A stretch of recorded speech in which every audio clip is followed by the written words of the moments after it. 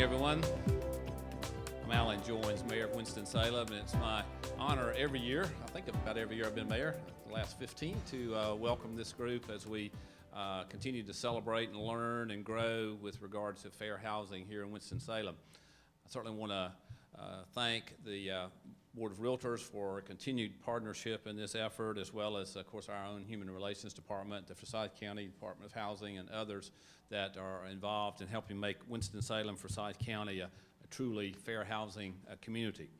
We're very honored today to have with us Sarah Pratt, and you'll hear more about her. She's the Deputy Assistant Secretary for HUD, and we're honored that she's with us here today in Winston-Salem. Come back anytime. Secretary, just bring a check with you, of course, that'd be nice. But it's great. I got a check in here. Yeah, a check, good. Come back more often. But seriously, I want to thank each one of you, too, for taking your time as we spend and talk about the issues of fair housing to make sure we're all on the same page. We've got a lot of exciting things going on in Winston-Salem, Forsyth County, and it's because of the collaboration, cooperation that we have from the various entities and agencies in our community that make it work. So again, thank you for being here and have a great workshop. Thank you, Dan. Thank you, Mayor. Nice to meet you. Good afternoon. We are excited to welcome all you guys to our Fair Housing Kickoff Summit, our 10th year anniversary. So we're excited about it, and we're grateful to our Director of Human Relations, Ms. Wanda Abram, and as well to our Fair Housing Committee members. So can the Fair Housing Horizon Committee members please stand? If you, Ms. Okay. What do you? Thank you. And on behalf of the Horizon Fair Housing Committee, we thank you guys for coming out this afternoon. And as well, I'm sorry, we have a commissioner, Ms. Baker. She's here, as well. One other commissioner. Oh, Isabel's not here. He's not here yet. But Ms. Baker, can you please stand? And she's a commissioner for Human Relations. Thank you guys for coming, and we're looking forward to our esteemed panelists as well. So thank you guys.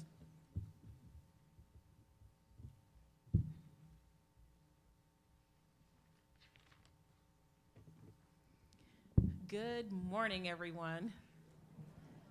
Ew. Good morning, everyone. Thank you. Yeah, that was a lot better. I'm Wanda Allen Abraha. I am the Director of the Human Relations Department with the City of Winston-Salem. We're so pleased to see all of you here today. We have a full house, and we're delighted to welcome you to our 10th annual Fair and Affordable Housing Summit. And those of us who have been working on this summit for the past 10 years were astounded when we realized a few months ago that this was going to be our 10th. So it's hard to believe we've been doing it for so long, but we have certainly found that this is a very worthwhile thing to do for our community. It's not very often that we get to get together like this, to have our housing industry professionals and our legal professionals and everyone just to come together to share information about what is going on in our respective industries and fields. And so we really appreciate all of you. We have banking professionals here, lending, mortgage, like I said, nonprofits, legal, government, it's the whole gamut. And I would be remiss if I did not also recognize the fact that we have with us people from across the state of North Carolina. We have with us people from as far away as the city of Goldsboro, city of Rocky Mount, as nearby as the city of Greensboro. And so we really appreciate the support from other municipalities from across North Carolina. So thank you for coming and supporting this very important program. And as Mayor Joines said, we're really delighted to have Ms. Sarah Pratt here with us. She flew in here just for our summit, all the way in from HUD headquarters in Washington, D.C. And so that is really quite an honor and a privilege. And I know I've been bugging her this morning, texting her, are you okay, are you coming? You know, because she had a little delay, but it all worked out perfectly well. So we're really excited to have her here safe and sound. Also, I want to acknowledge once again our Human Relations Commission. Not sure if any other commissioners have joined us just yet, but we do have, as you've already met, Nora Baker, who is the chair of our Human Relations Commission, and Mr. Robert Leake, who you just heard from, who is the chair of our New Horizons Fair Housing Committee on behalf of the commission. Also, I would like to acknowledge any elected officials who may be here. I don't see anyone. I know Mayor Joines just was here. Is anybody here, elected officials? Want to make sure we acknowledge you if you are. Okay. Also, I'd like to thank the Marketing and Communications Department with the City of Winston-Salem. They are televising today's program. It will be on demand on the City of Winston-Salem's website, as well as the City of Winston-Salem's YouTube channel.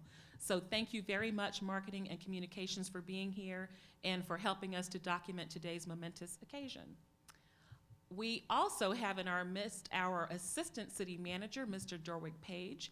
We always appreciate Mr. Page's attendance and support throughout the year. I can't tell you, and I'm not just saying this because he's my boss, but I couldn't be blessed with a better boss, seriously.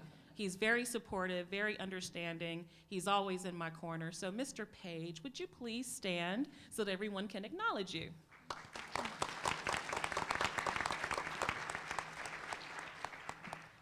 We also have the Director of the Community and Business Development Department with the City of Winston-Salem, Mr. Richie Brooks. Mr. Brooks is a longtime supporter of our department as well. We partner on a lot of things, a lot of good community initiatives, and I'd like Mr. Brooks to please stand so we can acknowledge him as well.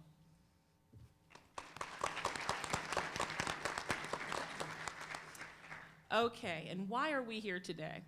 We are here today because we want to network with one another, update one another on trends, products, programs, etc., that are going on within the housing industry. So often we're all doing great work and we don't even know what the other organizations are doing right in our backyard. So we want to make sure we eliminate that communication gap at least once a year.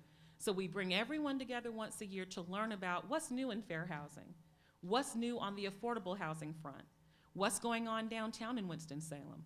What are we looking like across the state of North Carolina in terms of foreclosures and different marketing trends?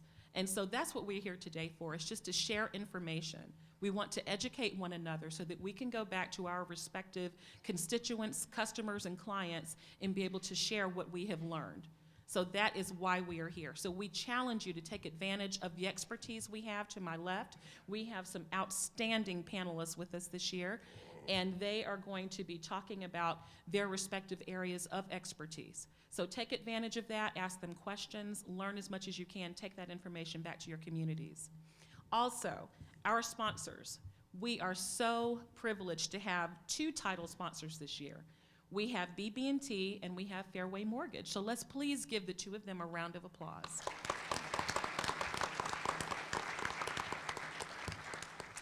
Also, I would like to ask BB&T to please stand. Representatives from BB&T, could you please stand so we can acknowledge you?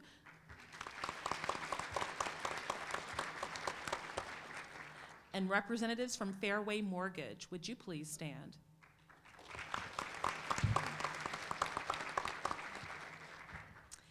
Our other sponsors I would like to acknowledge are the Community and Business Development Department, Piedmont Federal, PNC, Forsyth County Housing, Center for Home Ownership, City of Charlotte, the North Carolina Association of NIRO, Financial Pathways, the Housing Authority of Winston-Salem, the Winston-Salem Regional Association of Realtors, Mechanics and Farmers Bank, and Experiment in Self-Reliance. Thank you, sponsors. We could not do it without you. Thank you. So that's a great segue to invite our title sponsors to come up, and they're going to make a few brief comments. So I'd like to start with Fairway Independent Mortgage Company to come up to the microphone, please, and share a few words with us. And for Fairway, we have Ms. Ruth Hudspeth.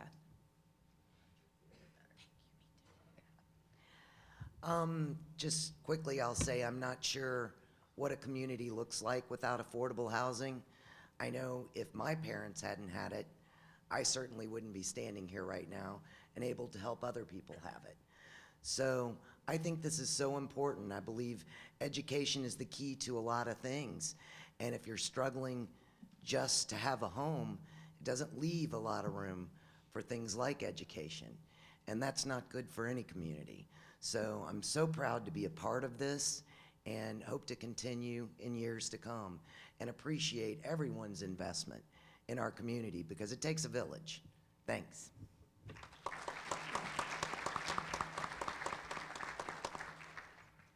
Thank you. I would like to call to the podium at this time Mr. Jacoby Harrell, who will be representing BB&T.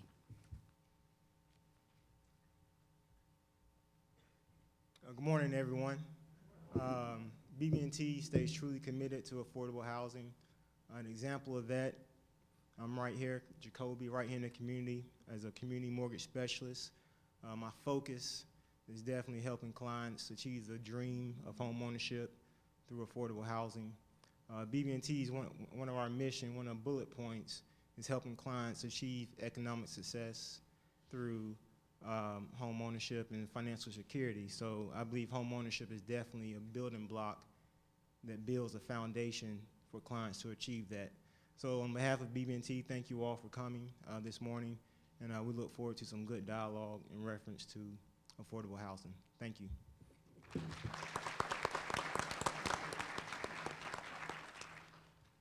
Okay, and now I would like to call the Director of the Community and Business Development Department, Mr. Richie Brooks.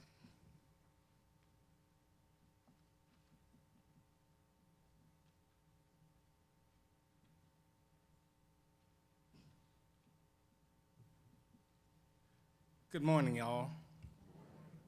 It's always a pleasure for us to be a part of this event. This is one that we look forward to each year. It's one that we know is very important for the vitality of Winston-Salem.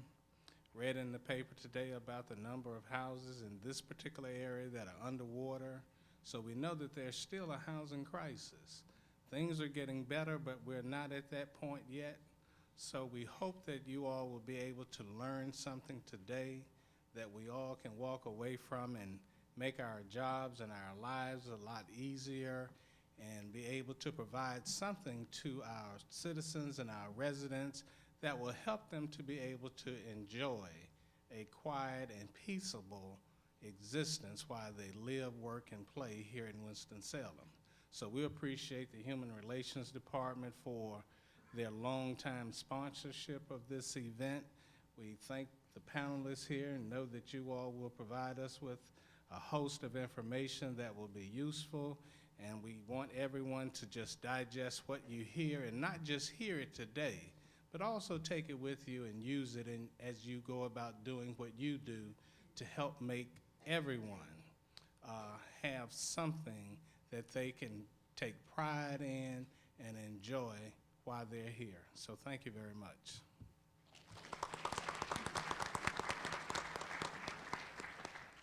Next, I would like to call up Piedmont Federal Savings Bank. Piedmont Federal? We have Ms. Ann Holland.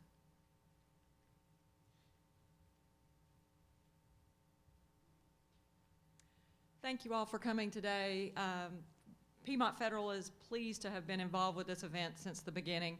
And as a lender who's been around for well over 100 years now, we are pleased to work with the community in affordable housing avenues. We know that this event is very important to get the information out and to share with the community about the different aspects, the different trends in the community, and Piedmont Federal is very pleased to be involved with that. Thank you again for coming, and I hope that you will be able to take some of this information back with you and share it for future summits for next year. Thank you.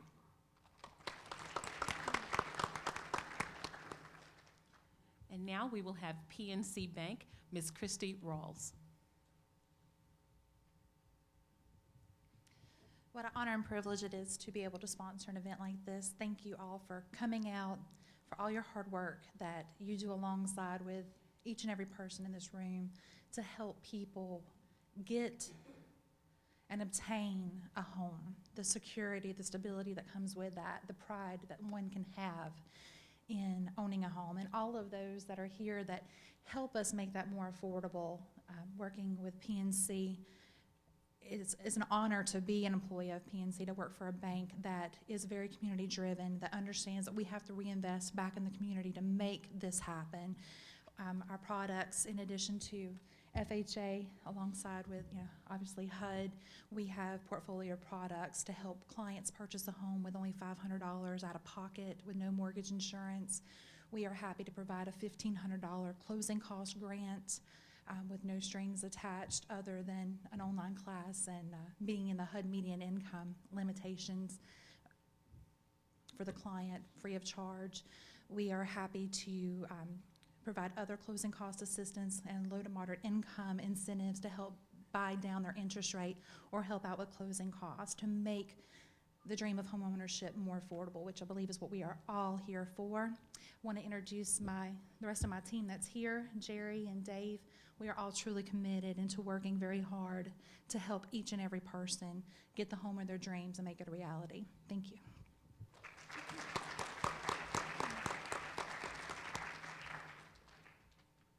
And thanks again to our sponsors. Also, I wanted to make sure that everyone knew that today's program is made possible by our partnership with HUD. It is very important that we emphasize that, because with April being Fair Housing Month, this is our signature program locally for Fair Housing Month.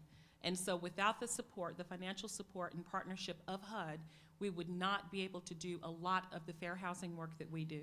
So I would just like to acknowledge HUD, and I'd like to definitely put a plug in for Fair Housing Month.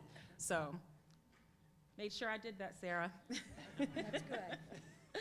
Okay, at this time, I would like to call up to the podium Mr. Tim West. Tim West is with the Community and Business Development Department, and he has a few remarks to make to introduce actually our Breaking Barriers Fair Housing Award recipient for 2015. Mr. West? It's now good afternoon. Okay. My name is Tim West. I'm in the Community and Business Development Department. Primarily what we do is planning, funding, and administration. Does that sound exciting? So it's very important for us to have partners who actually produce, own, and manage housing. So I'm here to present introduce the Breaking Barriers Fair Housing Award for this year. And I just want to talk a little bit about the recipient.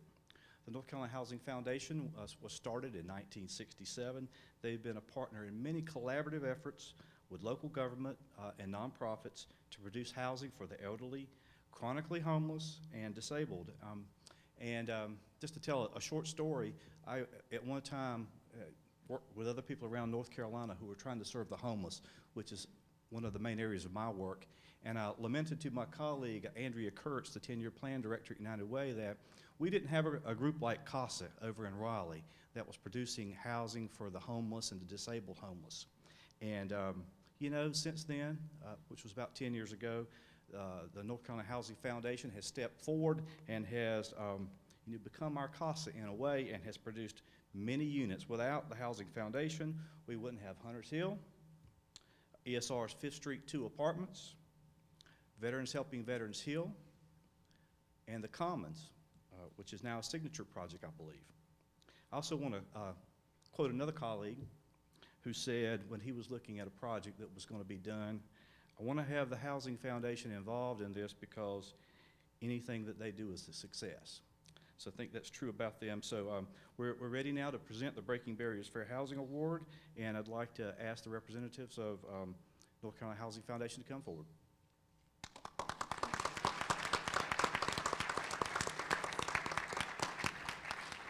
Would also like to ask the New Horizons Fair Housing Committee members to come forward as well for the presentation.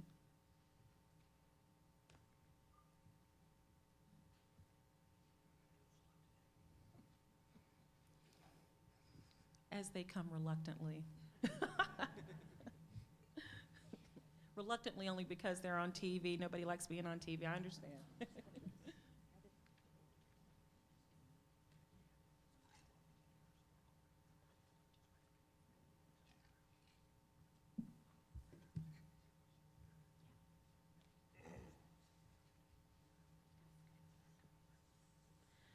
So, we are presenting a plaque to the North Carolina Housing Foundation Incorporated, and it reads, 2015 Breaking Barriers Fair Housing Award, North Carolina Housing Foundation, in recognition of your furtherance of addressing fair housing opportunity and equal treatment in our community.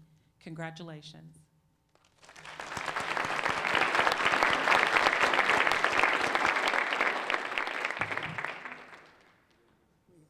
Tim, thank you for those kind words, except that one thing, we're always successful. That's a big debate around the office, just how successful we are. And what in the world were you thinking when you got us into this mess, and how are we going to get out of it? I'm here speaking today because none of the rest of them wanted to. They said, you'll figure out something to say. You know, at the Housing Foundation, when Mayor Benton gathered the city fathers together, he wanted a not-for-profit that could make a difference in affordable housing in Winston-Salem. And over the years, because of the wonderful programs that our partners at the Department of Housing and Urban Development has, called 202 and 811s, we found a niche in the market that we could do. And that was providing housing for the elderly in a real meaningful way that wasn't being addressed in the market at that time.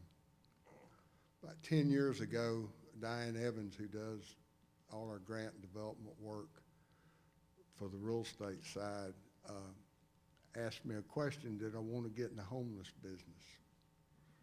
And I said, why not? Had no idea what we were getting into. It's been a wonderful learning thing. Some of the things we learned is it takes equity to be in the affordable housing business, and that equity becomes in people. The people that come to work every day at 750 Bethesda and all the sites that we have scattered around town, some 17 or 18 sites now, come to work and work hard every day. And without that, you can't be successful, because somebody has to do compliance. Somebody has to do accounting. Somebody has to do maintenance. Somebody has to know how to fix a refrigerator. Somebody has to know how to fix a roof leak. Somebody has to know how to fix the door lock. Somebody has to be there just to answer that resident's questions when they walk up to the community building, the main office. It takes a lot of people, takes a lot of work, takes a lot of hard effort. Affordable housing is an expensive project. But what's really expensive is when you don't have affordable housing. You know, the main mission of what we do, and these folks, Scott down there on the end of the table with the Housing Finance Agency and the Federal Home Loan Bank and our partner at HUD that's helped us do all these things, and the people that make up the housing and development part of the city, it takes all of us. And it takes all of us being committed. And at the end of the day, it's this. Without shelter, a person just tries to survive. But when you can give someone shelter and you add services to it, you enhance the quality of life for that citizen. And when you enhance the quality of life for that citizen, you raise the community. And that's what we're talking about doing, is building a good community. Thank you for this award.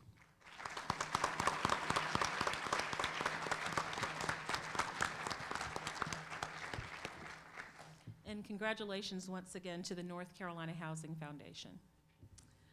I made a faux pas earlier because I did not introduce you all to my staff. And I think they are out and about most likely anyway, but if anyone from the Human Relations Department staff is in the room, would you please stand?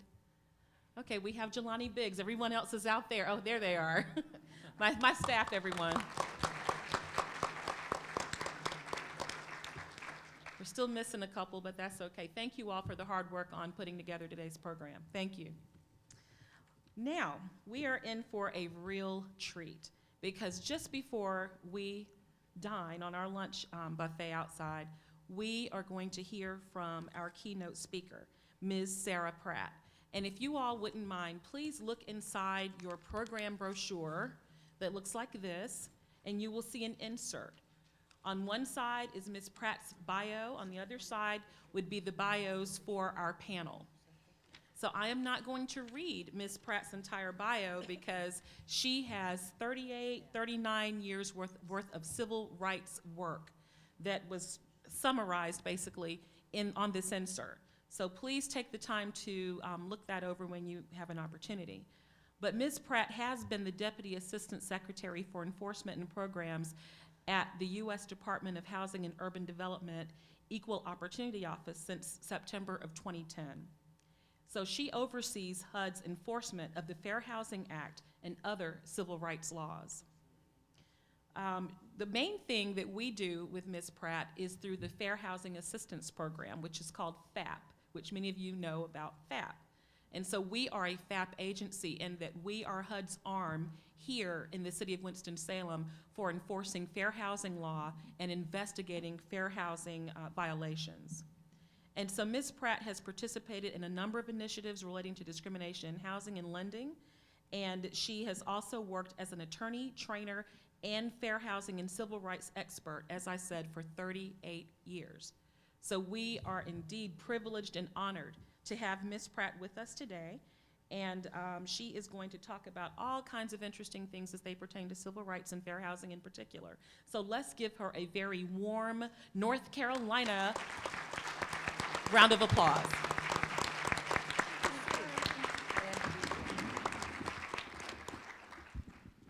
So I'm thrilled to be here. I'm really thrilled to be here. Do you know how long I spent in that airport in Washington, D.C. this morning before they'd even let me get on a plane? You know, life is interesting.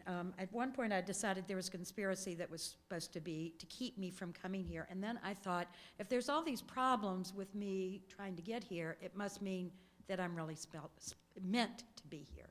So, right? You know, if in the roads that we travel, if blockades are thrown up, if barriers are pushed up in front of your face, it usually means that you're trying to do the right thing. And that you should forge ahead. Sometimes closing your eyes and holding your nose, but you should forge ahead, right?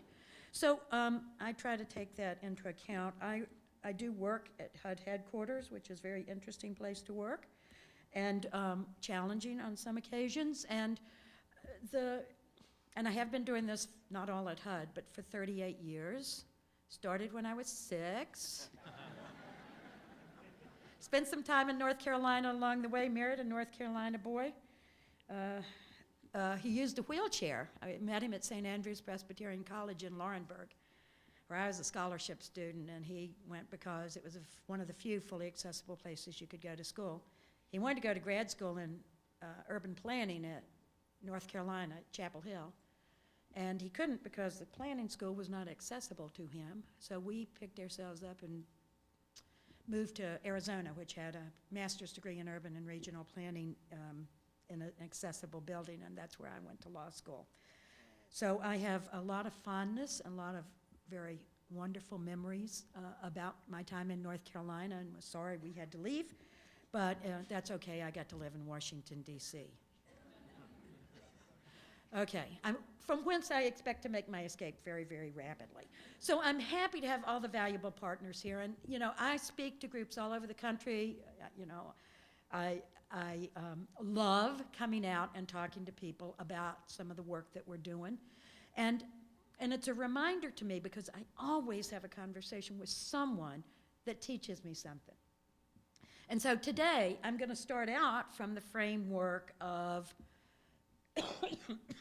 access to opportunity.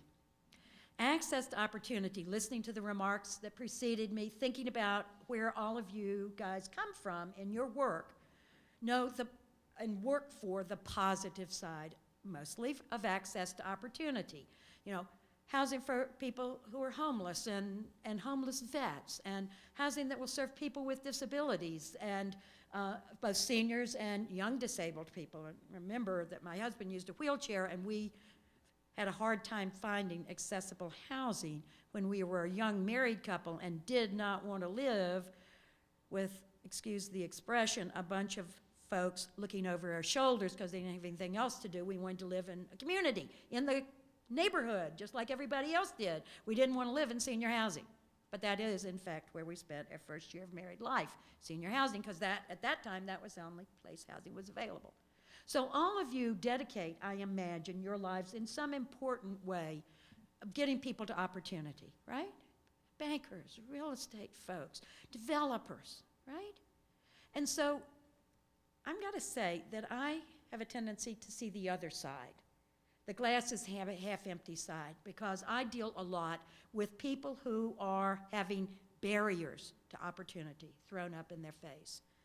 I remember one of Dr. King's less often quoted citations from his I Have a Dream speech. He talked about having access to the great vaults of opportunity. And I look around the room and I see people who have had that access. Some grew up poor, some didn't. But you've all had access to opportunity in some important way, as did I. And that access to opportunity made a difference for us in our lives, didn't it? Whatever that opportunity was, whether it came, when we went to nursery school, or whether it came after we went to college, or whether it came because we worked our butts off for 20 years, right? Opportunities have come to us. We have choices. We can live where we choose. We don't often encounter discrimination in our work, right, or in our housing. But the people I hear about and the people that I get concerned about are the people who don't have that access, who don't have the first access, which is just access to housing in the first place.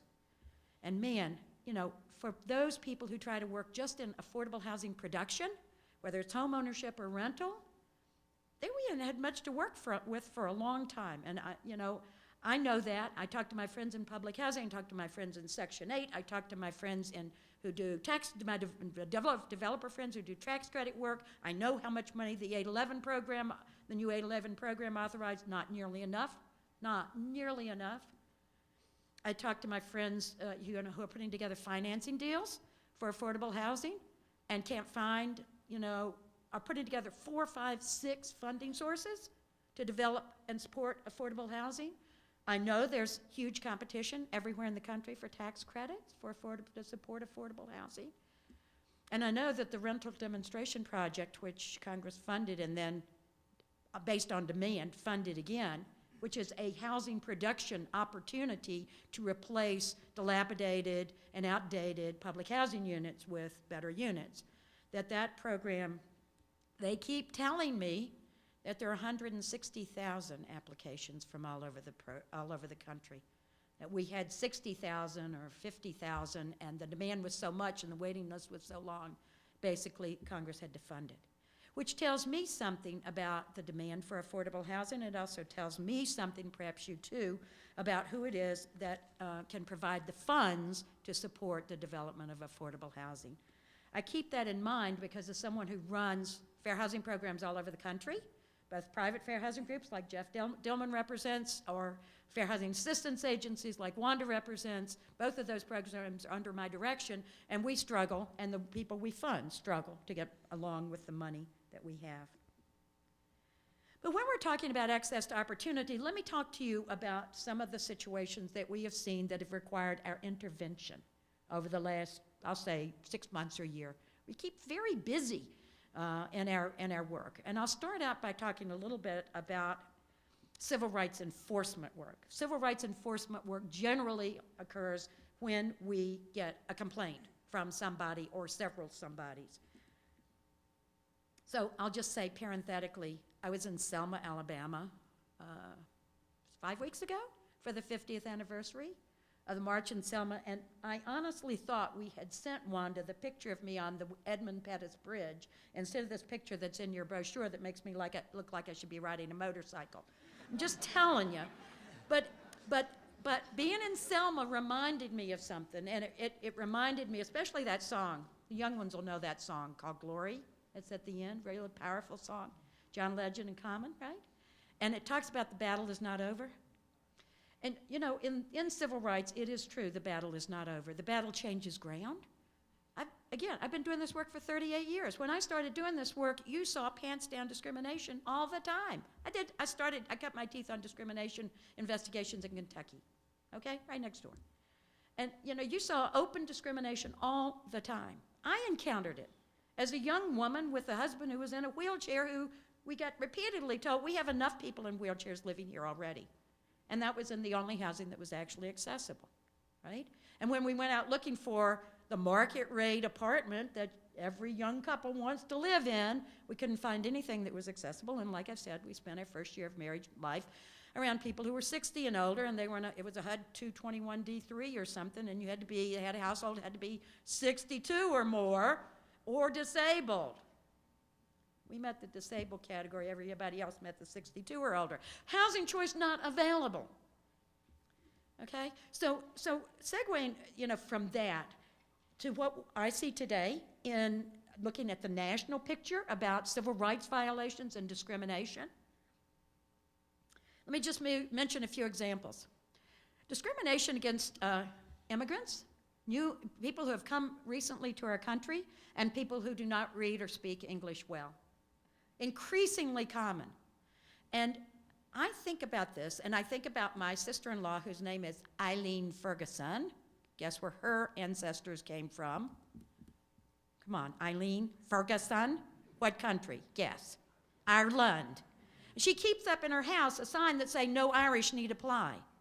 Because in her parents' house, that sign came from her parents.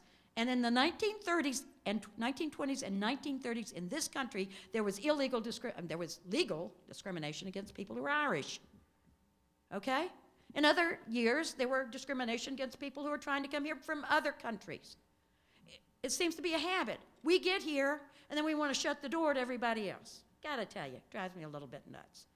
But the reality is that the population of people who have recently come to this country and the population of people who have come from this country or whose parents came from another country is increasing, and significantly.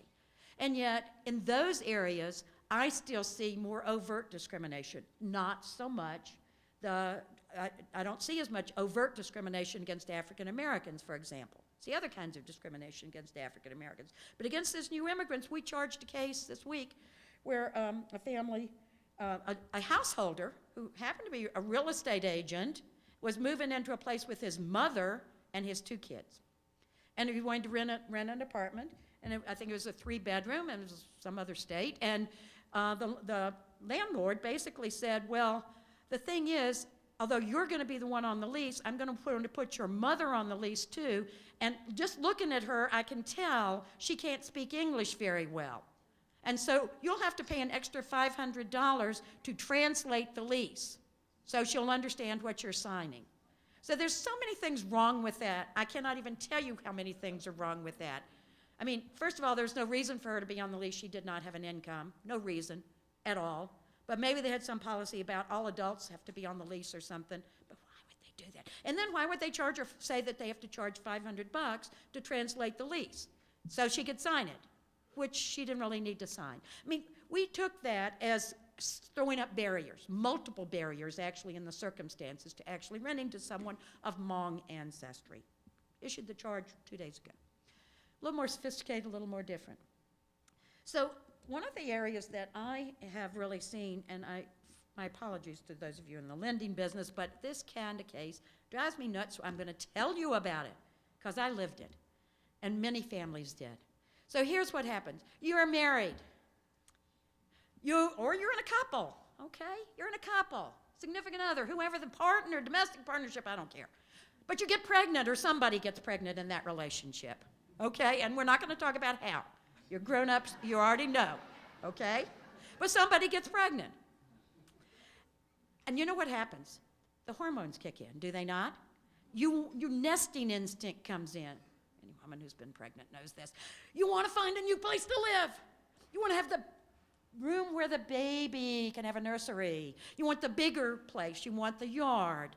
And you are darn sure you want to buy that place and move in before you have the baby. Anybody know this story? I lived it. I'm a person who didn't buy, but rented a new place and moved when I was 8.5 months pregnant, because I was so determined to have that nursery. So we see that all the time. Well, here's the thing. We started getting complaints from women, most of whom were married, and they were co-borrowers, so their husband and they were co-borrowers on a loan. And the women were telling us things that made me think we were in the 1950s again. Things like, well, we can't close on this loan until you go back to work. Because, you know, most women don't go back to work after they have their baby.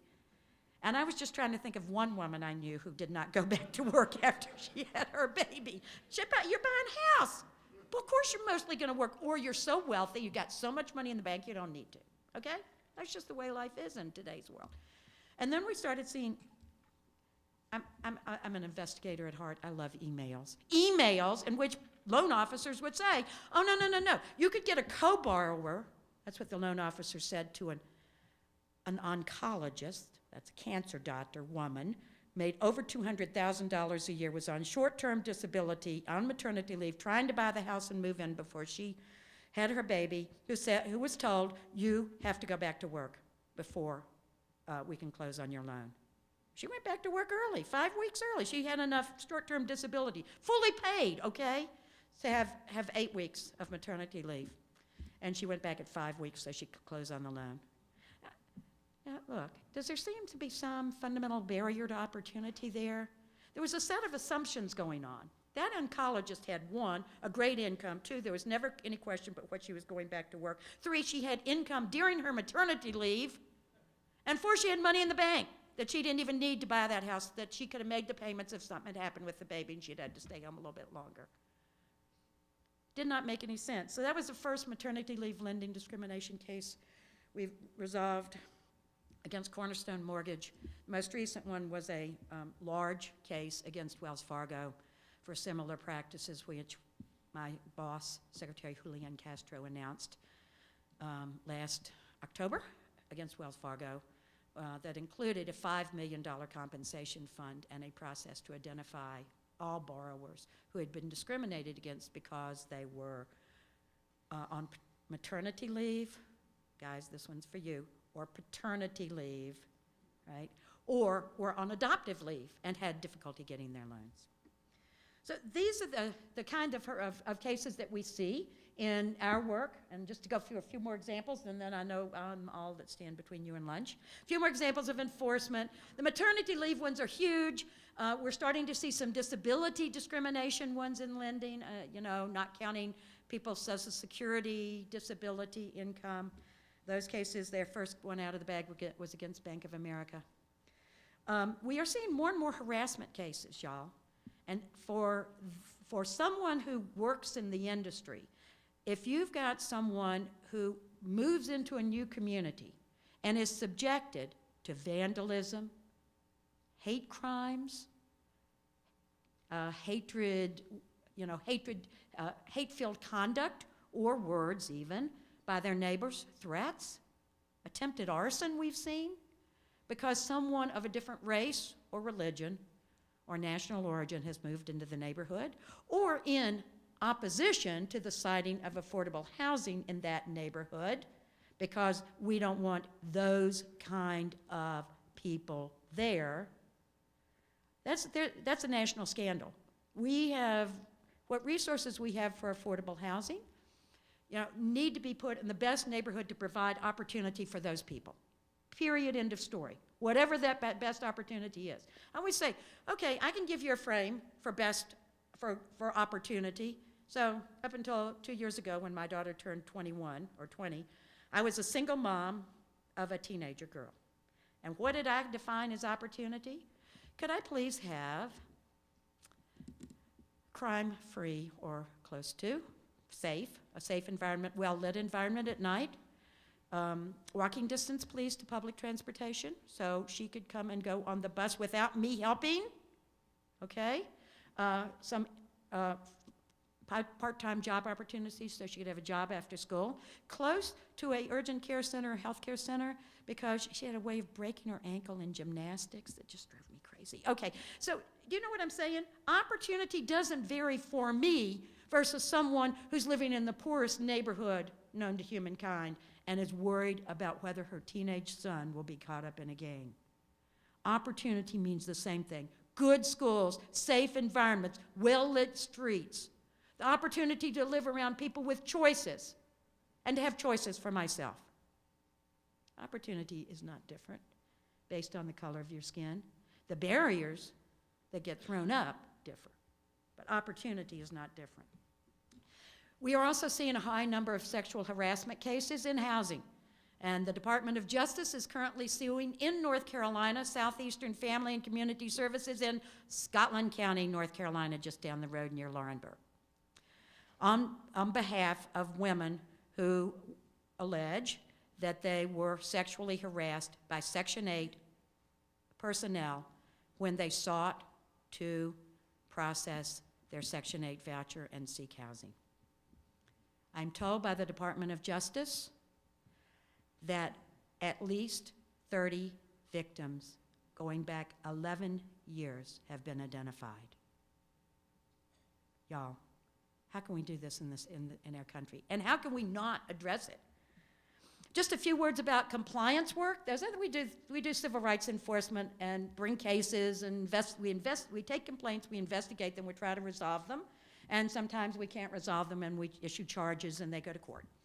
We also do other kinds of civil rights compliance, and I do want to tell you, for that civil rights compliance work, that includes activities that involve public housing authorities, cities, counties, states.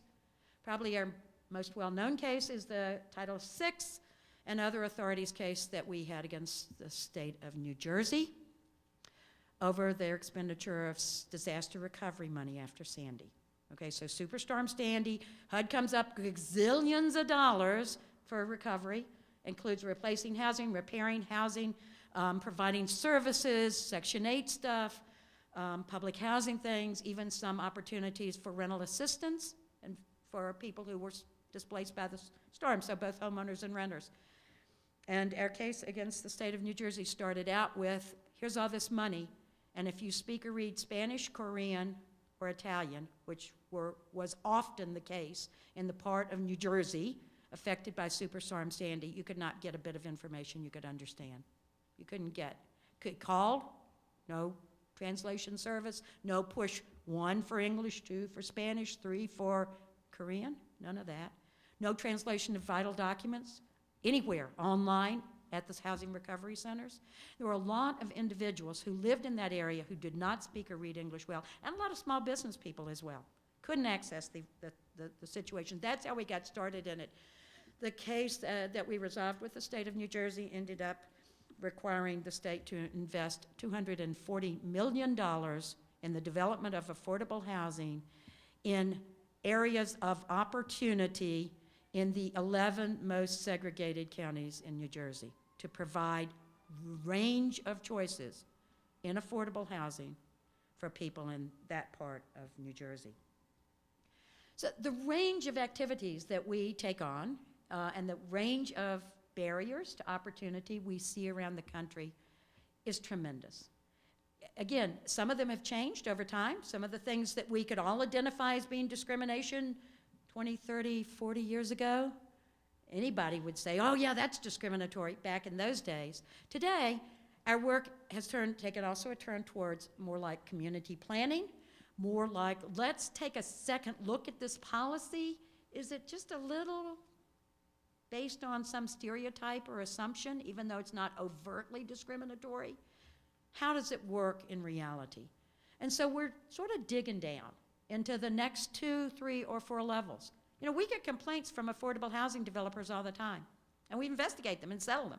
Or they come from group home operators or transitional housing operators who say, you know, for the first time ever, they sit there and say, we've been discriminated against. Well, not really us, but the housing we're trying to put in because of community opposition based on disability, based on race, based on national origin, based on even the fact that kids might be living there. So we have a broader range of complainants. Did I just mention that we had a complainant in a case that was himself a real estate agent, that one we charged just 2 days ago? Yes, a broader range of complainants, a broader range of issues, and a broader range of our investigative skills in seeking remedies for victims. And that is because the battle is not over. You don't have to be hate-filled to make a bad decision or to make bad judgments, or to make judgments without understanding the consequences. And so we still deal with those people who have hate and who throw up those barriers consciously and deliberately, but we also still see more and more situations where people have not thought twice. I'll end with this story. It wasn't very long ago. I settled a case with a major homeowners insurance company under the Fair Housing Act. And the most notable thing that I noticed, I'm not going to say which company it was. It's not about we're not good neighbors, or you don't have things in your hands, or, you know, blah, blah, blah. I'm not going to name them. But I will tell you that I was stunned to find that when I said, why do you have this policy, they could not tell me. Why do you have a policy that you don't insure houses valued at under $150,000? Or Linda, why do you have these policies? You are not going to make a loan on a house under valued at under $150,000. I'm like, just tell me why. What's your justification? And they could not justify it. And yet the way it worked in that particular community was it cut out large parts of the community. It had perfectly good houses and perfectly good and insurable houses, or perfectly good and lendable houses, great collateral, and both whites and blacks in those particular communities were affected. And yet blacks were disproportionately affected. And you couldn't justify the policy. So second look, think again. Look at your community. Where does your community need support and change? That's what I bring you. That's the message I leave with you. Take a second look at how things have always been and ask, how can we do it better? Thanks.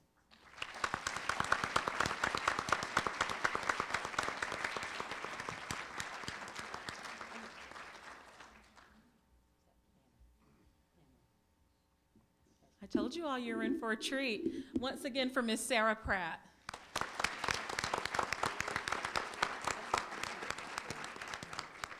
And Sarah, could we please have you to come back up to the podium just for a moment? Sure.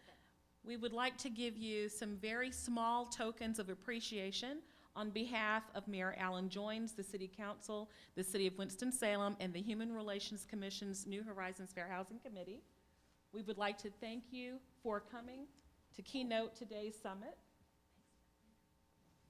And so we would like to present you with this plaque, and it reads, presented to Sarah K. Pratt, in acknowledgement for your unwavering dedication to fair housing rights and in appreciation for being the keynote speaker at the 10th Annual Fair and Affordable Housing Summit. Thank you.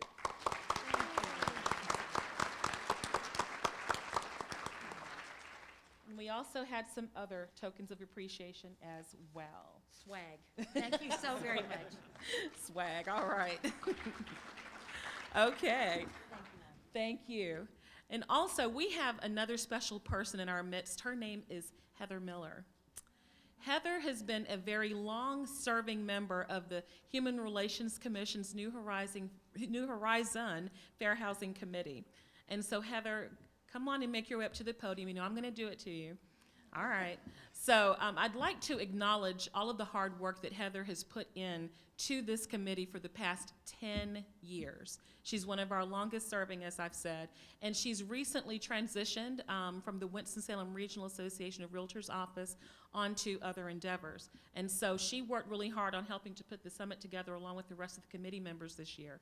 So Heather, on behalf of the City of Winston-Salem Human Relations Commission's New Horizon Fair Housing Committee, I'd like to present you with this plaque, this token of appreciation and recognition and gratitude for 10 years of service with the New Horizons Fair Housing Committee. Heather Miller.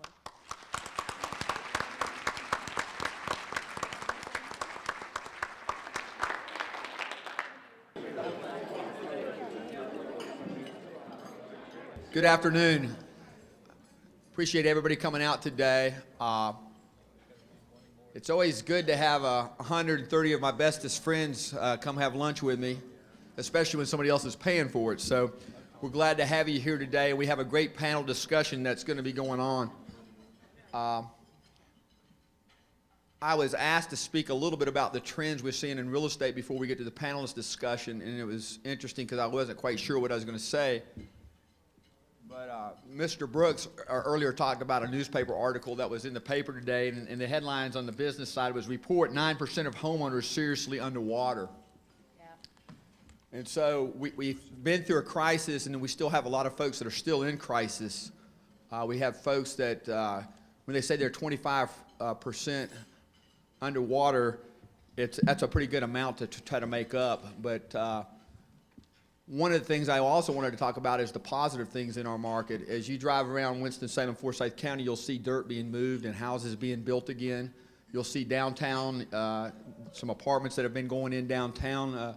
I sit on the 4th floor of the Government Center and look out and see a lot of development going on there. So there's a lot of positive things going on. Also, our office has been tracking foreclosures since the 2008 crisis.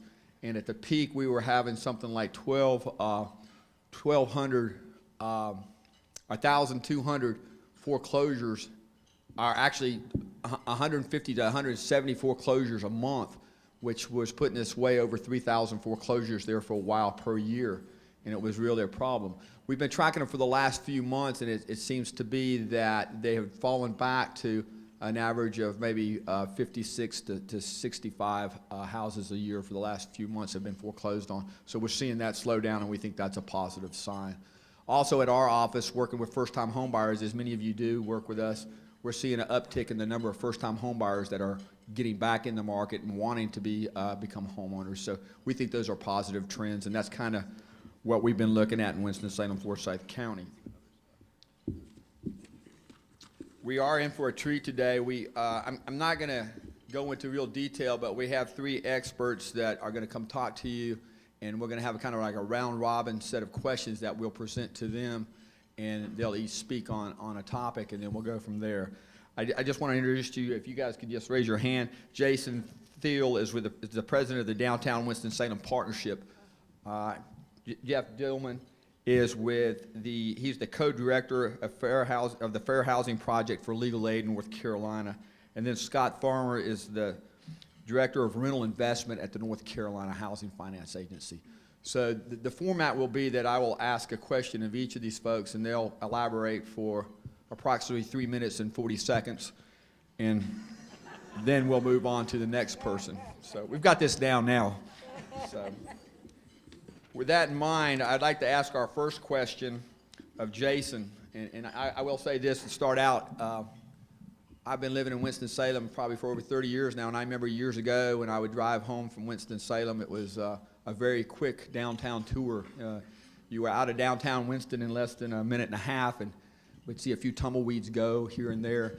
Now I take the long way home, and I love going down 4th Street and seeing all the activity, and I know many of you have been involved with that activity, and I really give a lot of credit to Jason for helping stimulate that. But the question I have for Jason is about affordable housing and the evolution of housing in downtown Winston-Salem. So I'd like, Jason, for you to talk about where we're at with housing, where it has come from, where the impetus has been, and where you kind of feel like we're going. Well, thank you. And so I'm Jason Thiel, president of the Downtown Winston-Salem Partnership, and we're an advocacy organization. We also work in many different operational components like events. We actually have a loan fund that we team up with the city's loan fund for restaurants and retail, some entertainment uses. We even clean the streets and sidewalks and a lot of other things that many other downtown organizations do. As far as credit for downtown, I have to tell you that downtown is built on the hard work of many, many, many, many people. And I have some partners like Derwick Page and Ken Millett and Richie Brooks and a lot of people from the city that all have worked very hard. Evolution of housing has been one that, like every downtown across the country, we saw pretty tough decline. I was born in 1971, so my perspective is probably far different for people that were born before that. I got into this type of field because I went to school in North Philadelphia at Temple University, and I felt that our cities could just simply do better. And so I dedicated my life to that. Now, our housing, when I got here in 2005, we had about 1,500 housing units. We've had about 1,500 housing units built since then. 77% of those have been rental. There have been different programs that have been applied. We have independent living facilities. We have a lot of different variety of housing. Over the last 10 years, we've had 1,500 units built. That's an average 150 units per year. Because of some of the high-profile nature of some of the luxury renovations, such as Plant 64, the Gallery Lofts, these have all typically come at 70 and 80 unit pops. I use as construction starts. And they typically come and take about 18 months to construct. They make a dramatic effect on our feelings about our city because, as you all know, most of these places have been vacant or terribly underutilized for 30 or 40 years. The evolution of housing in 2005, people made fun of me for being positive about downtown housing. I still get people who laugh. They're not laughing anymore. Now they're telling us that we'll never be able to fill up what's been built. So no matter what happens, there's just people that have doubt and biases against urban living. I will tell you across the country that I think that people want to live closer to where they're going to spend most of their time. The way that people live and work and decide to live is changing. I've got limited time here, and I will just tell you that downtown is a niche market, a super niche market, particularly in the for sale. When we had the first for sale product like One Park Vista and West End Village, you remember that they actually had to be auctioned off because they got caught up in the housing crisis. People have to sell their housing units in the suburbs to downsize. I'll go on a little bit later, but I'm probably coming up against my time, so I'll just leave it there. Thank you, thank you. So the next question is for Jeff, and we'd like to have you talk about some, there's some trends in fair housing. Fair housing has changed over the years. More classes have been included. It's got a little bit more detail and a little bit more teeth to it. We'd like to have you just kind of tell us a little bit of the trends that you're seeing in cases that you're involved with across maybe North Carolina. Sure. Okay, thank you very much. Again, I am the co-director of the Fair Housing Project of Legal Aid of North Carolina. And Legal Aid is an organization that provides free legal assistance to low-income individuals in civil matters. And about 4 years ago, we started with some funding from HUD. We'll thank HUD like everyone else has this morning or this afternoon. We got some funding to start a fair housing project. And so our project deals specifically with issues of housing discrimination. We operate throughout the state of North Carolina. In terms of the trends that we're seeing from some of our recent cases, nationwide, when you look at the data, the most common type of complaint that's being filed now is disability-based discrimination. About 10 years ago, I think or so, it changed from being race discrimination to disability. And in North Carolina, we're seeing that as well. And in the cases that we're handling through legal aid, likewise, we see a lot of disability-based claims. Some of these are involving what are called reasonable accommodations or reasonable modifications, people who have a disability who might need some sort of change in either the physical structure of the property, a modification, or a change in a rule to allow them to fully use the dwelling. And so we see cases where people might need an assistance animal because of their disability. It could be because they're blind. It could be because they have some other type of mental disability, and their therapist or their psychologist or a clinical social worker might have recommended that they get an animal, a dog or a cat or some other animal, to assist them with their disability.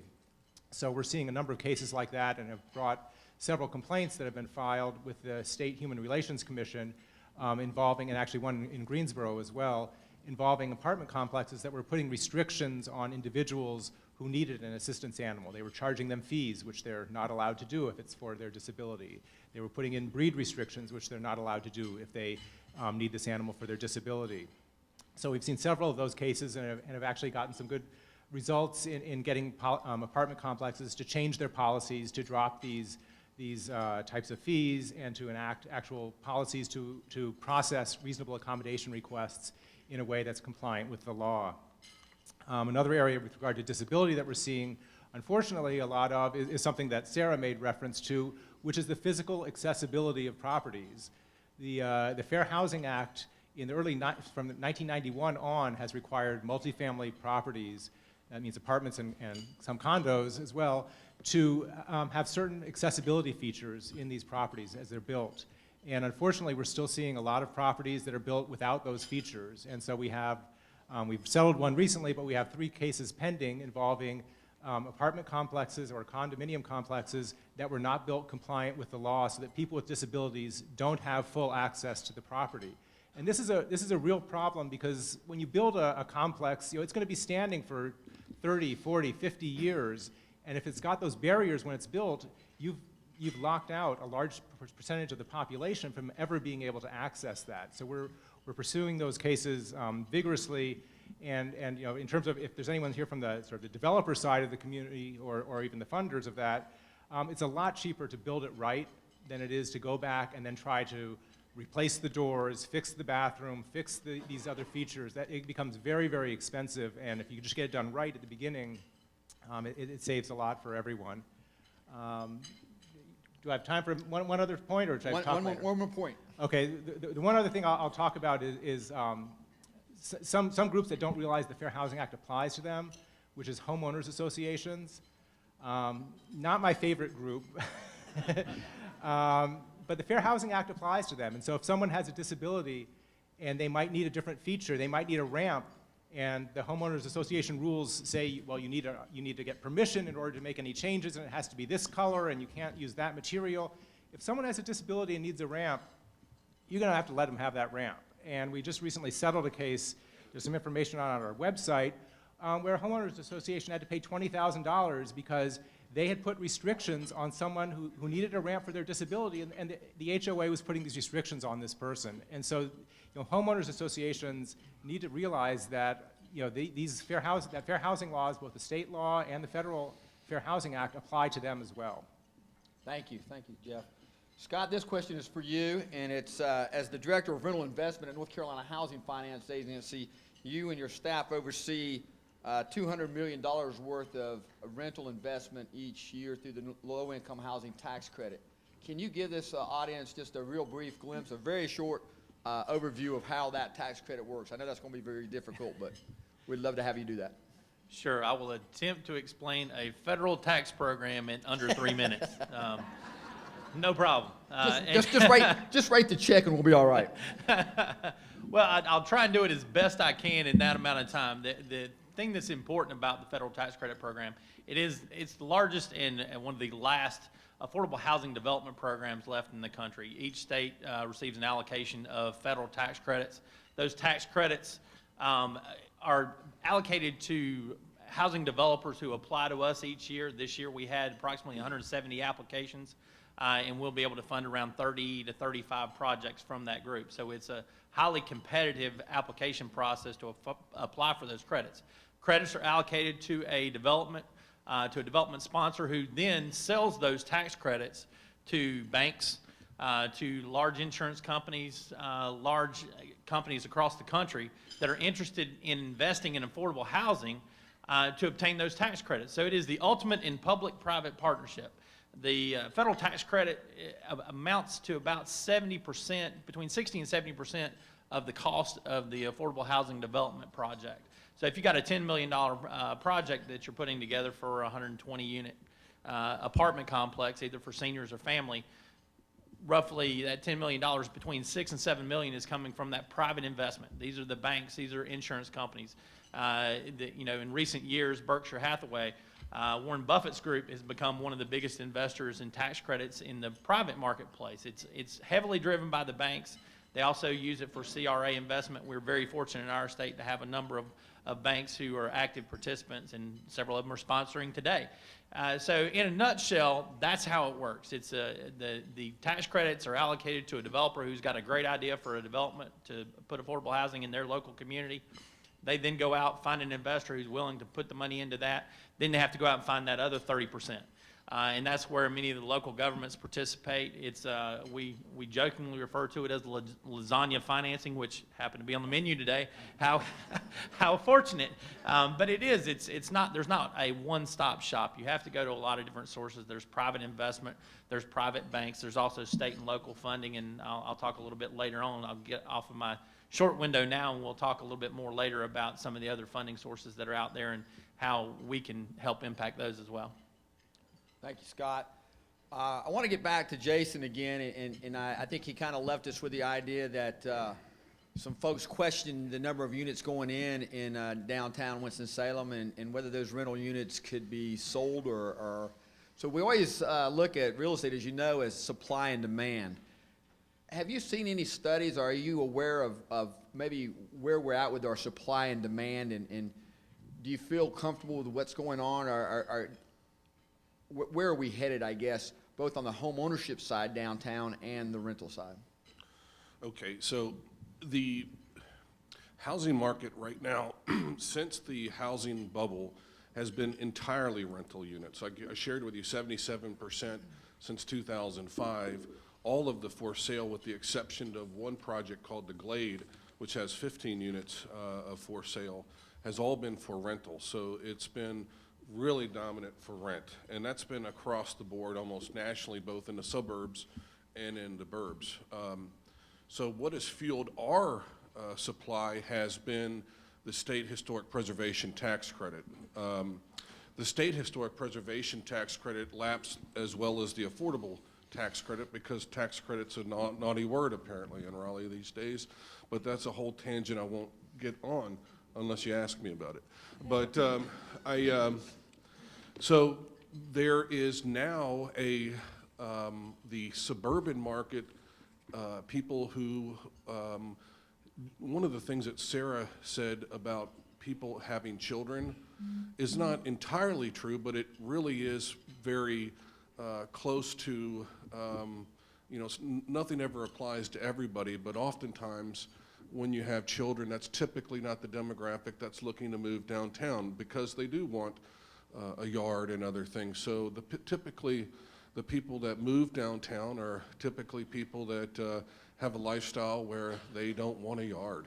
That's typically the biggest differentiator, but it could be anybody from any walk of life or age. So one of the things we're seeing right now is because the suburban market is starting to sell.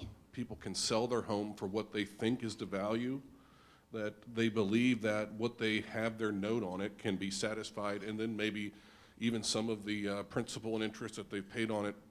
So what they do is they downsize, and there's just enough people who are coming downtown, and so there's nothing here, there's nothing here, there's nothing here, and then when some developer says, wow, I'm hearing that a lot, and then that's where we're at right now. People are starting to tickle the idea of, I want to build another for sale product. Until then, the historic tax credits, when you combine the federal and the state tax credits, most people may not be aware of this, but you have to actually make them income producing for 5 years. For instance, if you do a historic rehab, they have to be income producing for 5 years, at least for the federal tax credit. The state tax credit actually has a lot more nuance, but it's no longer with us anymore, so it doesn't matter. When people talk about the overall for sale supply and whether or not it can be leased, look at it as a commodity like gasoline. They will adjust the rental rates until they do lease. And so I think it's just really that simple. It's not any more complicated than that, and they will lease up. They will lease up until they're leased up, and they call that the absorption rate. And I could hire somebody to tell you what the absorption rate is, but they're guessing. Thank you for that.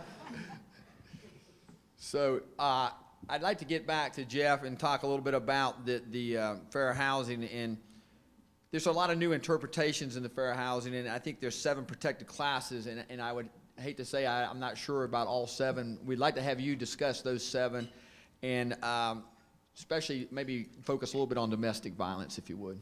Okay. So the 7 protected classes, and I'll make sure I get this right or Sarah will scold me afterwards, but race, color, national origin, religion, sex or gender, familial status, and disability. So those are the classes that are protected by the Federal Fair Housing Act. North Carolina has actually an additional provision that deals with the siting of affordable housing, and so land use decisions, zoning, and other decisions by local governments cannot be made to keep out affordable housing, with one exception, and that's the exception where a community already has a very large number of affordable housing units or complexes, and then they can keep out additional ones. But if you have a community that doesn't have any affordable housing in North Carolina, they can't enact zoning regulations or other land use decisions to keep out affordable housing. And I can talk a little bit later about that issue, because we had a case about that. In terms of recent developments, there's sort of 2 with regard to domestic violence. Domestic violence, or being a victim of domestic violence, is not explicitly protected by the Fair Housing Act, but women tend to be victims of domestic violence much more than men, although they're not the only victims. And so when you're looking at people who are victims of domestic violence, you can look at questions of whether the sex discrimination or gender discrimination provisions of the Fair Housing Act are applying. And so some of the issues that we see sometimes are complexes that enact provisions that if the police are called a certain number of times, then to a particular unit, then a tenant can be evicted. Well, if they're applying that to someone who's calling because they're a victim of domestic violence, then there's going to be some fair housing implications there in terms of it disproportionately affecting women. There's actually an excellent HUD memo that was written by Sarah Pratt that deals specifically with this topic, and we actually have a copy of it linked to our website if anyone wants to take a look at that later on, but she is actually the expert on that. The other real quickly thing I'd like to mention is a recent development. Okay. My time's up, is that it? Good idea, but I didn't do it. Okay. The other thing I'll just point out is that HUD is looking now at issues of discrimination based on sexual orientation and gender identity. And so HUD has an important new rule that applies to HUD-funded and HUD-insured housing. That means public housing authorities, it means FHA loans, it means any other type of housing that gets HUD money. It means shelters that get HUD funding. And those organizations or those entities cannot discriminate based on sexual orientation or gender identity in that. That doesn't apply right now to private landlords, although if a private landlord is discriminating and making decisions based on someone's gender identity, in certain circumstances, that could be considered a type of sex discrimination as well. And so if you encounter instances like that, please give us a call at the Fair Housing Project. Thank you, Jeff. And that was some good sucking up to Sarah there. Get back to you, Scott, and still talking about downtown housing and the tax credits. Over the years, I know that a lot of folks are weeded out on a site assessment score. And those site assessment scores usually value having amenities close by. And I think one of the biggest amenities is a supermarket or a grocery store. And I think some downtown areas have had a difficult time hitting that. Can you talk a little bit about those amenities and that hitting that mark for downtown? Sure, I'll be happy to hit on that. And first of all, I'm glad the panel is not being scored by the keynote speaker, because we all would have just lost to Jeff for actually tying in the keynote speaker into his speech. That's awesome. I wish I'd thought of that. Anyway, downtown development is long been a challenge. What Dan is mentioning is our current scoring criteria and what we've had in place for the last 3 or 4 years, and how that ties in. As a state agency with the Housing Credit Program, each state has the ability to create what's called a Qualified Allocation Plan, which basically is the document that outlines the rules for how you're going to fund projects from year to year. It's the rule book that the developers then go find sites, put in their applications. When we change to the current scoring system, which is a much more objective scoring system, it's based on distances to those amenities which are important to residents' daily life. You want to be close to shopping and services. You want to be on accessible routes so that you can get to public transportation if you need to. All those things come into play, and so the system we have now, you can't get funded without a perfect score, perfect site score. It doesn't mean it's a perfect site. It just means it meets all of those criteria. One of the challenges that we've consistently heard from folks trying to develop in urban settings, where you're dealing with an infill site, or it may be a converted site, it may be an old school or a mill or some other structure, is the shopping is not there. There's not a downtown grocery store in most big cities or in small towns. The grocery stores over the years have migrated to the suburbs because that's where the single family development was going. What we have within our scoring system is the ability for those projects still to compete very well. Every year we have probably 5 to 6 projects which we would consider redevelopment projects. And to qualify as a redevelopment project, it has to be supported by the local government. It has to be it can be a redevelopment project, adaptive reuse of an existing structure. It can be a tear down and rebuild of some type of housing. But what that does is it pulls them into a smaller group that then can compete and can get away from some of those other scoring elements if we don't fund those types of projects through the regular process. So we when we went to the scoring system, and Jason talked about the historic credit, those same folks are applying in our program as well. And you really need all of these sources. You can't make it work, as I said before, with one source without the other. So it's trying to marry all of those different rules together. Downtown development has been occurring for many years in our program, for as long as the program's been around. Winston-Salem's a perfect example of that. A lot of the Hope 6 redevelopment that has occurred in Winston-Salem, Charlotte, Raleigh, Wilmington, the bigger cities, where the housing authorities have been able to go in and tear down and replace their old dilapidated housing, has been done with the housing credit program. The Choice Neighborhoods program that HUD has had in the last few years is another opportunity there for communities and local governments to work together to redevelop areas and bring in new investment dollars through the housing credit program. So we try and make it work with and not against, but again, when you're trying to design a statewide program to work in 100 counties and over 700 towns and communities, there's things that aren't going to match up well within that scoring system, but at least by having this redevelopment projects, we'll fund at least 3 a year. It provides that opportunity where, you know, it may not have a grocery store, it may not have some of the other things. You also can overcome some of the surrounding neighborhood conditions. One of the challenges that Jason also talked about is when you have new development coming in, affordable housing is often the last thing that people think about. So unless it gets in on the front end, you may not have an opportunity because it quickly gets priced out. The land prices go up.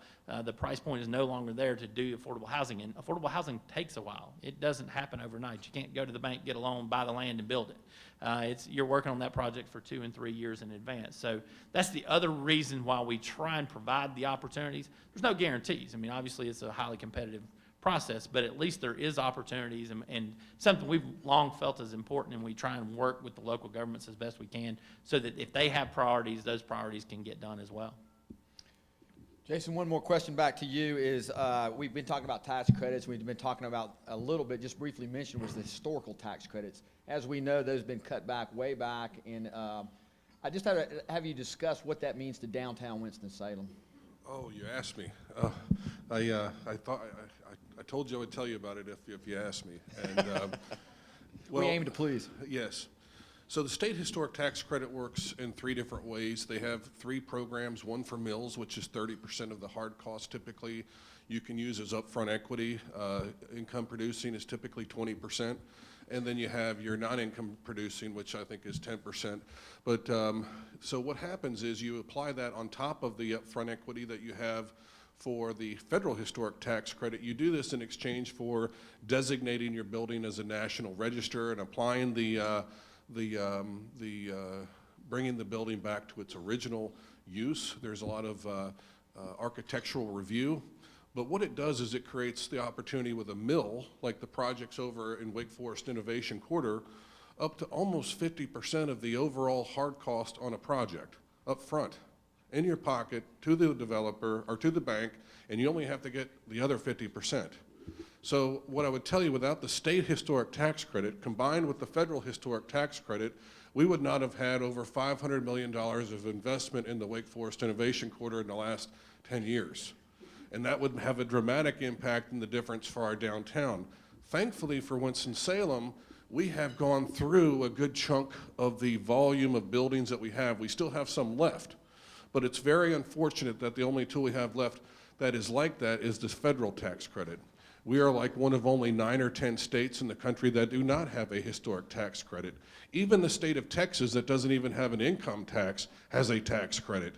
That's where we are in the state of North Carolina with our current mindset at the legislature.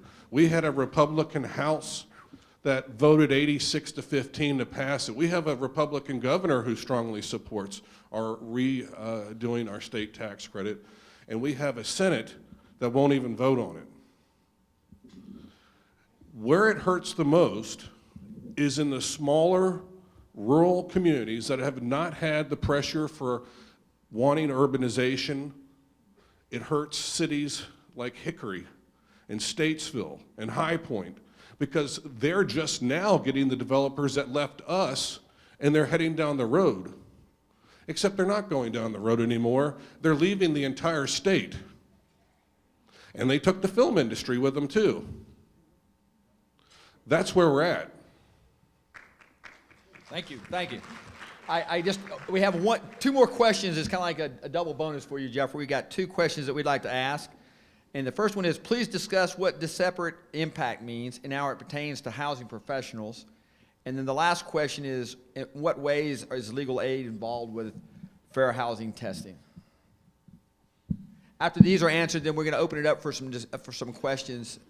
So I do want folks to stick around if we can for a few questions. Am I allowed to mention Sarah's name in any answers or not? Not more than 3 times. Okay, thank you. So disparate impact, real briefly, is the concept, is one of the ways of proving housing discrimination. So housing discrimination can be proven by showing that someone treated someone intentionally in a different way based on their protected class. They're treating someone, for example, based on race, because they're African American or because they're of another race, they're treating them differently. And the other way to do it is to show that a rule that may be neutral or that is neutral has an effect that winds up leading to different treatment of individuals. So a neutral rule could be something like a community wanting to keep out affordable housing. Right? They might do that through zoning that would have very large lot sizes, or they might just say multifamily housing is prohibited in this community. And by doing that, depending on the makeup of the community, depending on the kind of people who might move into that housing, that could have what's called a disparate impact based on race in this case. And in fact, we brought a case involving that against the village of Pinehurst, which so there was a developer who actually wanted to use the low-income housing tax credits to build affordable housing in Pinehurst. Well, Pinehurst, for those of you who don't know, is a predominantly white community. It's surrounded by some very low and very wealthy. It's surrounded by some lower income communities that are predominantly African American. When the village found out what the housing was going to be, they were ready to approve the zoning for this, and when they found out it was going to be affordable housing, they said, no, this isn't the kind of housing we want. And so we wound up filing a complaint against them using the disparate impact theory that this was going to have an impact based on race. Even though they weren't mentioning race in their decision, the effect of that was going to be discriminatory. The second thing you asked about briefly is testing, and the Fair Housing Project does fair housing testing. What this is we send 2 people out, we train them in how to act, and they go out and they try to rent an apartment, or they try to get a mortgage loan, or they try to get homeowners insurance or buy a house, and we see how they're treated. They do very detailed reports. They sort of act as a human tape recorder is the way I sort of view it. And we analyze those reports and we see was one person treated the same as the other, whether they're different in terms of race, in terms of disability, in terms of familial status, or whatever else we're testing for. We can examine and see, is a provider discriminating? Because as I don't want to say Sarah mentioned, but I will. As Sarah mentioned, most discrimination now is not obvious. People aren't going to say, I'm not going to rent to you because of your race or because you have a disability. What they do is they smile and they say, oh, I'm sorry, we don't have anything available right now. And so the only way to actually get at that discrimination, to find out whether it's going on and to hopefully end that, is to send 2 people at once who are similar in every way except for whatever grounds you're testing for. And so we do a lot of fair housing testing throughout the state of North Carolina in, as I said before, rental, sales, insurance, lending, and also for accessibility issues. Thank you. I want to mention one more thing. I was asked to mention a little bit about Community Reinvestment Act and how important it has been to Winston-Salem and Forsyth County. Over the years, the Community Reinvestment Act is an act that said that if you're taking in deposits in certain communities that you need to put money back into those communities. And it has been very helpful over the years in providing funding to low income and neighborhoods of color throughout our area. One thing I would like to say, though, is most of our lenders have realized that Community Reinvestment Act lending is a good lending. They make profit off that lending, and so they're very good about coming to the table and talking to each of the partners about providing financing. So that I just wanted to mention that, and we thank our financial institutions for being so open. With that in mind, I would like to open it up to any kind of questions, or just a short period of time. How much time do we have to do this? 3:30, you say? Oh, I didn't say. How about 10 minutes? Does that sound good? All right. Any questions?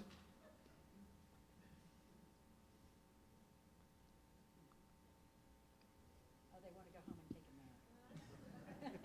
Good lunch. I think there's still some dessert left out there. But with that in mind, I think Wanda's going to come up and have a few words before we leave. And I do want to thank you for coming out. You know, I kind of opened the idea that, you know, this is about 130 of my best friends, and a lot of you are very good friends. And I know how passionate you are about affordable housing and fair housing, and I think that's what's made a really big difference in our community, so I thank you for that.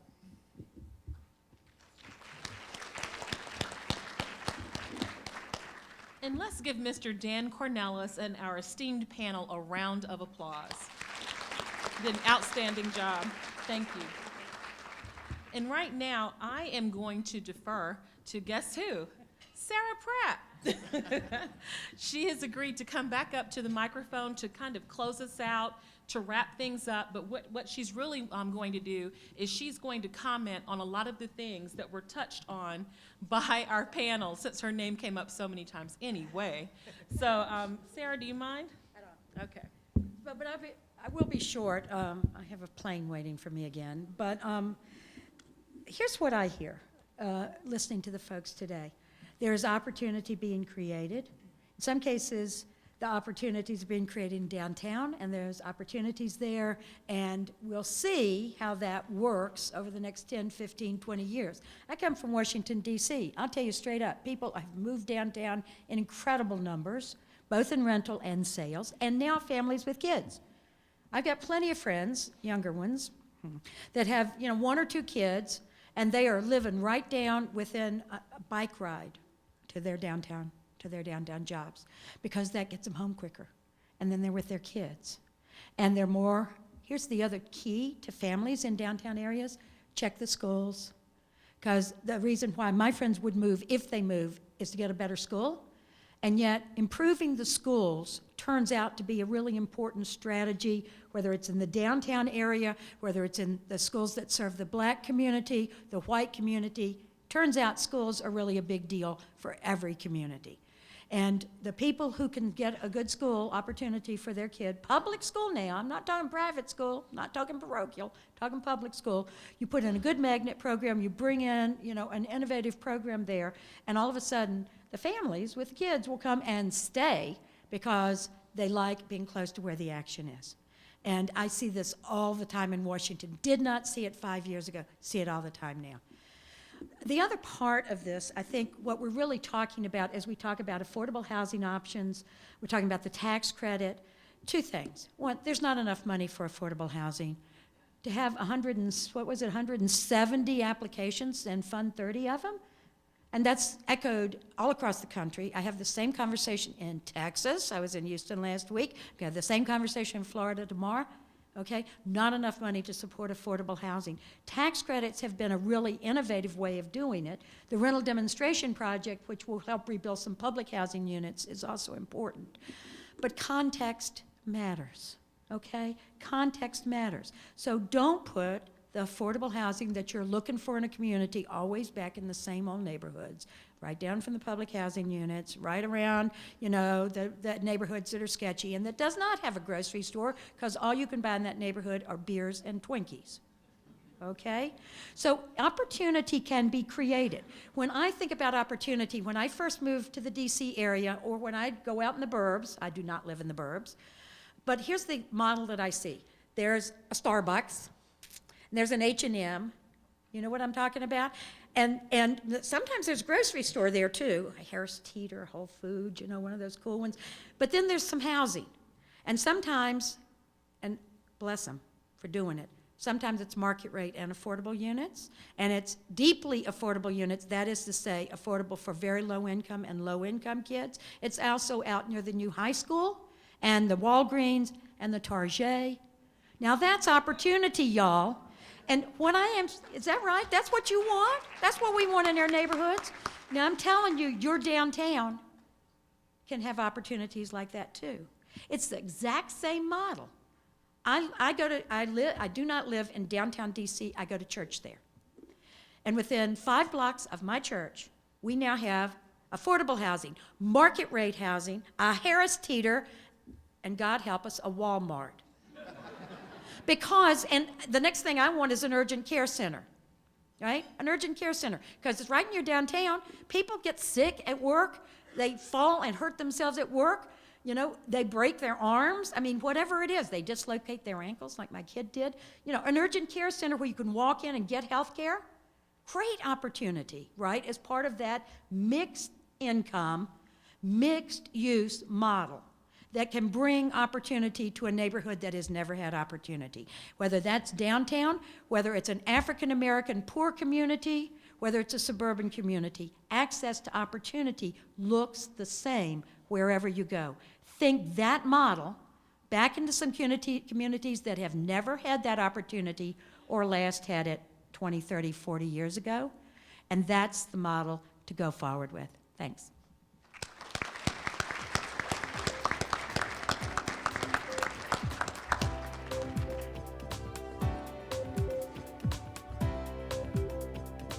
Thank you once again.